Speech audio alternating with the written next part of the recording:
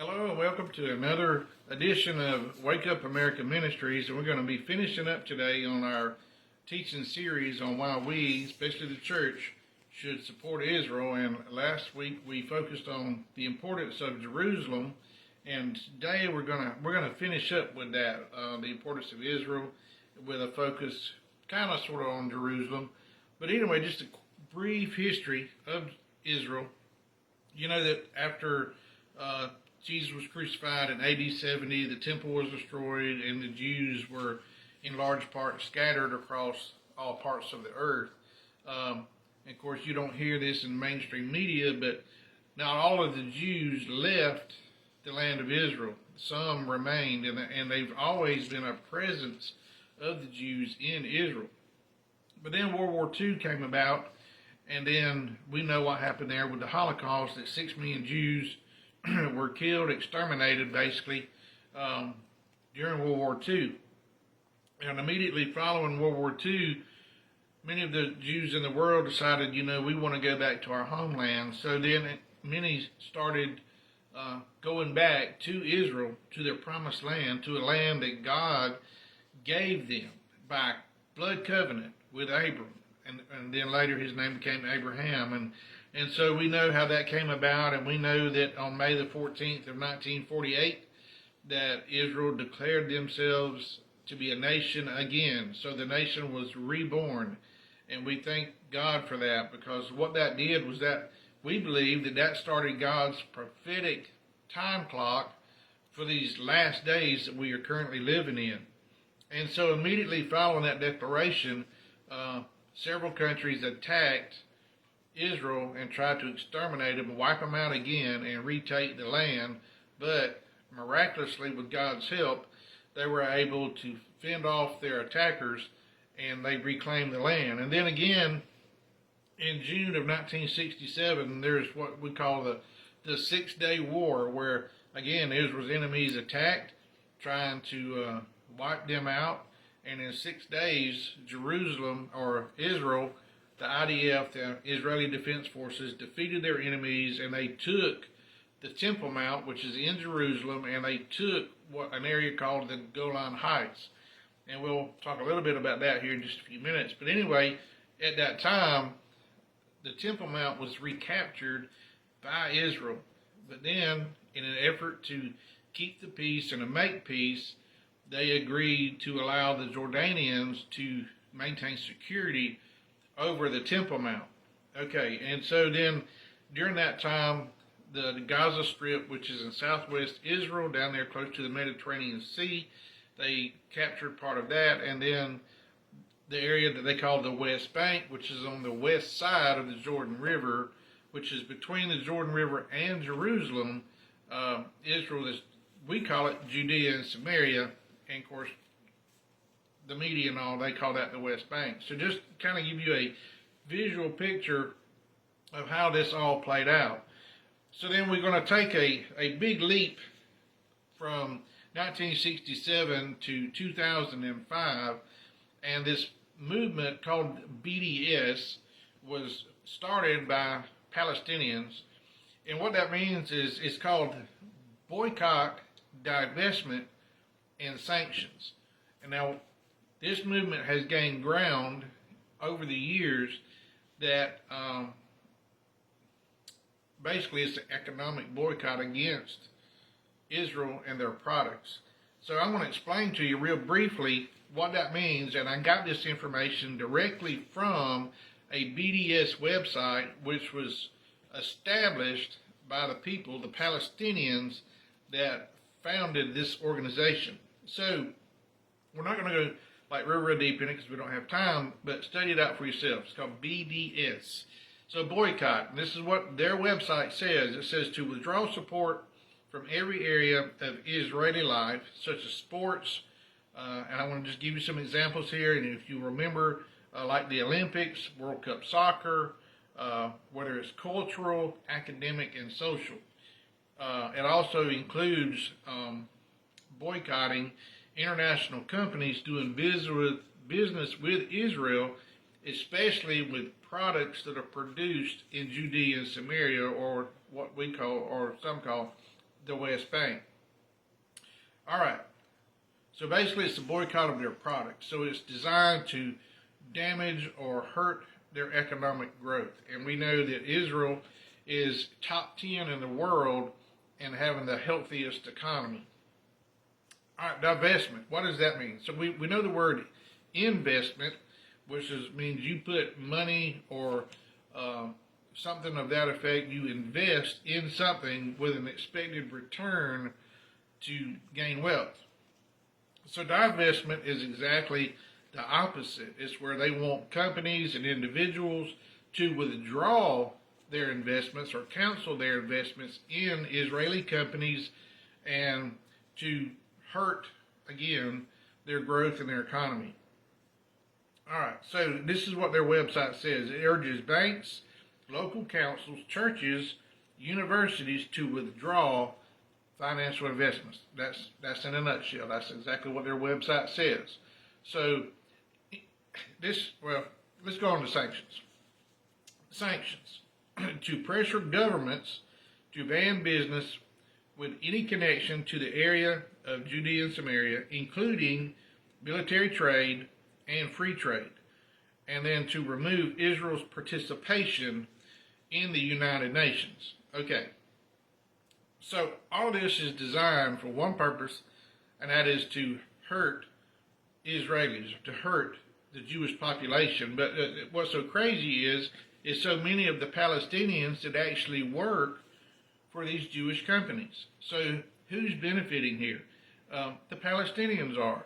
So it's crazy that you want to hurt these companies where your people that you claim to care about so much are making their lifeblood, their livelihood, their ability to take care of their families. And from a lot of the things that I've read and heard on certain programs, those relationships between the Palestinians working for these Jewish companies is very, very good, and they're paid way better than they would be by any company that the Palestinian Authority would have control of. But anyway, you'll have to do all that homework on your own. All right, so let's talk about, for a moment, the United Nations, because we don't have a lot of time. The United Nations, they have passed more resolutions in the last several years against Israel than all the other nations of the world combined. Okay, there's a organization called the UN Watch, United Nations Watch. I think that's what it's called. You can Google them and you can verify that what I'm telling you is true. But just an example of that, in 2020 alone, the United Nations passed 17 resolutions basically condemning or criticizing Israel for various things. They only passed 6 resolutions against all the countries of the world combined. So you can see there, out of the 23 resolutions that the United Nations passed, 17 of those went against Israel. It seems like that's all they do, is they spend their time focusing on Israel and how to criticize them and try to find some way to hurt them. So this is the deal. We need to kick their tails right out of America and send them right back to the place where they came from. We don't need the United Nations. All we need is Jesus Christ, because if we live for Him, He will fight for us. And that not only applies to us as individuals, but it applies to us as a nation. And so that's where our hope and our faith and our trust needs to be, is in Jesus Christ. Okay, so moving on quickly. Psalm 122. And I want to read this for you because it's important. This is focusing again back on Jerusalem. And this is a Psalm of David, and it says, I was glad when they said unto me, let us go into the house of the Lord.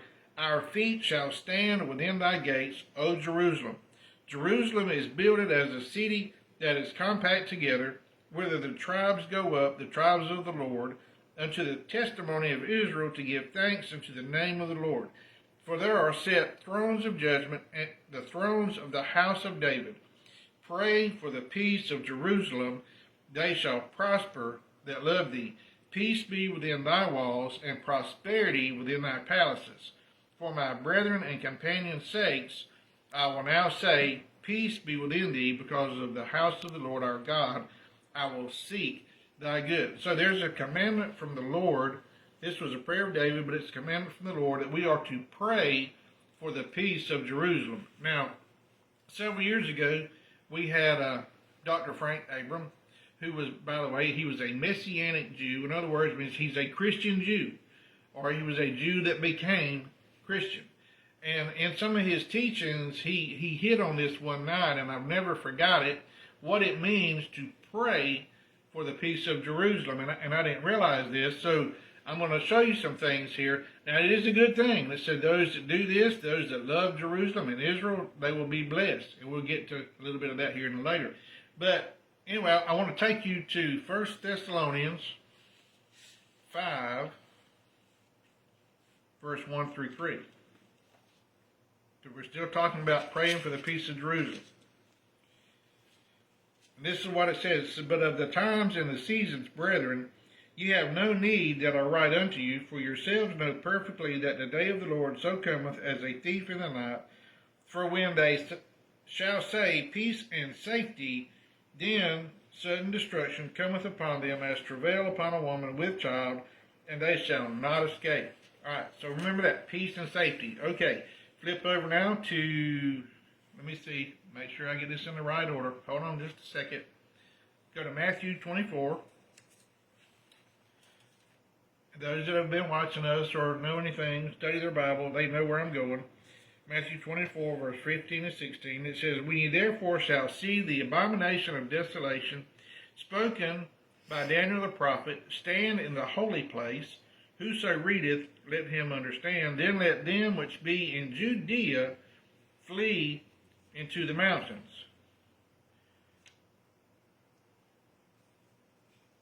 And I'm going to explain all this here in just a second. Daniel 9 and 27. That's what this says. It says, and he shall confirm the covenant, talking about the Antichrist, with many for 1 week, which we know 1 week here is 7-year period.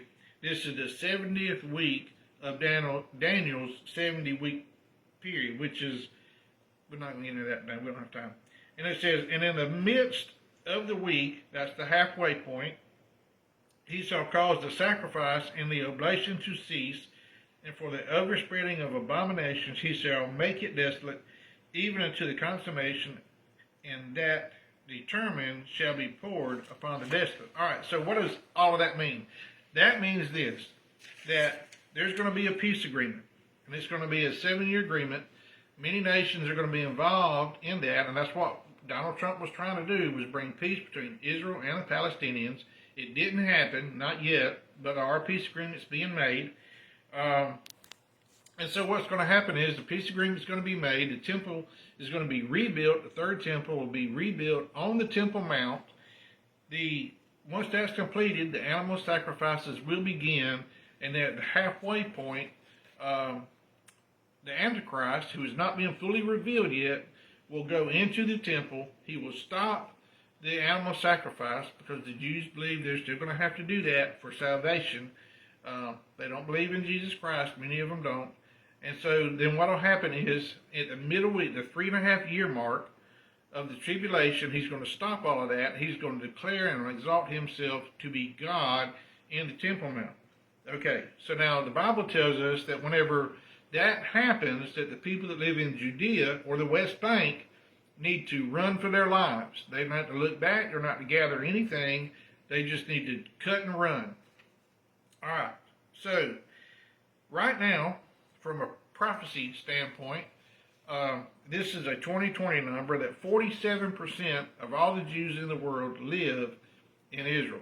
So it's not going to be long that over 50% of the Jews of the world will be living back in their promised land. So what does that mean for us? That means that prophecy is being fulfilled, that the Jews are being regathered from the four corners of the earth, and they're going to be living back in their promised homeland. Okay, so we need to finish this up. We're running out of time in a hurry. This new administration, the Biden administration, and I'm just going to tell it like it is, so if you get mad, hey, it's the truth. These words have come out of Kamala Harris's mouth that they are going to reinstate the blood money gifts. Your taxpayer dollars are going to be going back to the Palestinians to supposedly provide them economic aid, to build schools, etc., etc. But let me tell you what happens with the majority of that money. It's stolen by greedy politicians, by their rulers who are in control. They take much of this money and they invest it in weapons and warfare against Israel. Okay, and so then these individuals that go out and they make these brutal attacks, whether it's a knife attack or a bombing, or they shoot up a plaza or whatever it is that they do, if they are killed, they take our taxpayer dollars and they pay that individual's family. Well, they call it blood money, and they don't hide this. They make no bones about this. This is what they do with this money, or a portion of this money. If they get caught and they go to prison, they get paid, their family, that individual's family gets paid the whole time that individual stays in an Israeli prison. So our taxpayer dollars do not need to be paying blood money for the Palestinians. But research that on your own. Okay, what else do they not do? Remember Donald Trump, he did more for Israel than any other president that we've ever had. Now, we had a lot of presidents, including the Bushes, that did nothing but lip service to Israel. Did they help them here and there? Yes, they did. But all of them promised that they would move our embassy from Tel Aviv to Jerusalem, and none of them had the guts to stand by their word and do it. Donald Trump did. God bless Donald Trump for keeping his word and blessing Israel. But Kamala Harris, these words come out of her own mouth, and so did these words come out of Joe Biden's mouth, that they were going to reinstate the Iran nuclear deal. All right. Now, Iran has vowed, and many other countries, Muslim countries especially, has vowed to destroy Israel. Iran's goal is to have nuclear weapons. Iran is the single most country in the world that spends more money funding terrorism than any other nation in the world. So how do you think that ends for Israel? That once Iran has the ability to have a nuclear weapon, what do you think they're going to do with it? All right, well, this is how they refer to us, in case you don't know. They call us the big Satan, and they refer to Israel as the little Satan, and they have vows to destroy us. So it is not in our best interest or Israel's best interest for them to have nuclear weapons, but yet this new administration is going to again empower them to make that possible. And how are they going to do that? Well, they're going to give them money. They're going to reinstate the Iran nuclear deal, and they have said this. This was not a secret. They said this before the election ever happened. But the deal is this. Iran is trying to enrich their uranium, which they need to produce nuclear-grade weapons, to 20%. And I just heard this just the other day on a broadcast that I watched, that you say, well, they're 80% away if they're only 20% there. But this is what this person who supposedly was a nuclear expert said. Excuse me. Said that the first 20% of that process is the most difficult and dangerous part of the process. The remaining 80% is a snap. Once you get to 20%, the rest is really pretty easily, and it flows pretty rapidly. So this is where we are. We are really close to seeing this. And Israel has vowed that Iran will never have a nuclear weapon. So what does that mean? Well, that only means one thing. That means war. Hopefully, our new administration, our government, will stand with Israel and support them and give them whatever military aid that they need to make a fight out of it. But even if we don't, God will fight for them. We know that. All right. This new administration, it denies Israel's rights to the lands that were promised to them, namely Judea and Samaria, the West Bank, and the Gaza Strip, along with the Golan Heights. So there's that word again. What's so important about the Golan Heights? Well, the Golan Heights is a mountain range in the north part of Israel. It's very strategic. So if you know anything about military strategy, the person that controls the high ground has a distinct advantage over the people that's down in the valley. Because if you got a mountain, you got valleys. So who do you want? Do you want to be raining down weapons and bombs from above, or do you want to try to launch them from beneath? And those of you that have been in the military, is it easier to fight downhill or uphill? So it's very strategic. All right, here we go. They call Israel occupiers of the land. They call them an apartheid state, occupiers. But they're not occupiers.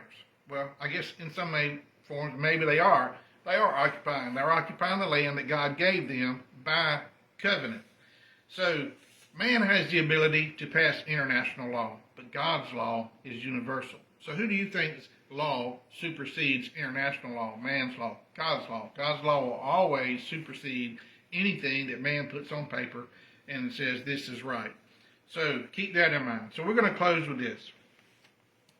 Genesis 12, 1 through 3. Because this is our reminder of how God feels so strongly about Israel. And this is what he told Abram.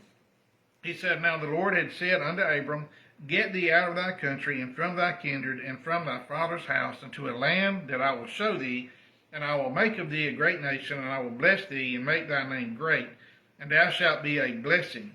And I will bless them that bless thee, and curse him that curseth thee, and in thee shall all families of the earth be blessed. So what is that telling us? That's telling us that if you and I as individuals bless Israel, if we pray for the peace of Jerusalem, we will be blessed. So how does that translate into a nation? If our nation supports Israel, and we bless Israel, and we help them, and we support them, and we give them or sell them military aid, or however it is that comes about, that God, even though he don't like many of the things that are taking place in our nation because of sin, that we will still we'll have his blessing as a nation. All right, so there you have it. Why we, the church, should support Israel. Why we should focus our attention on what's taking place around the world, but namely namely Jerusalem, because that's where the last days prophecies are going to be fulfilled, and we need to be informed. We need to be watching, because Jesus is coming soon. We thank you. We love you. We will see you next week.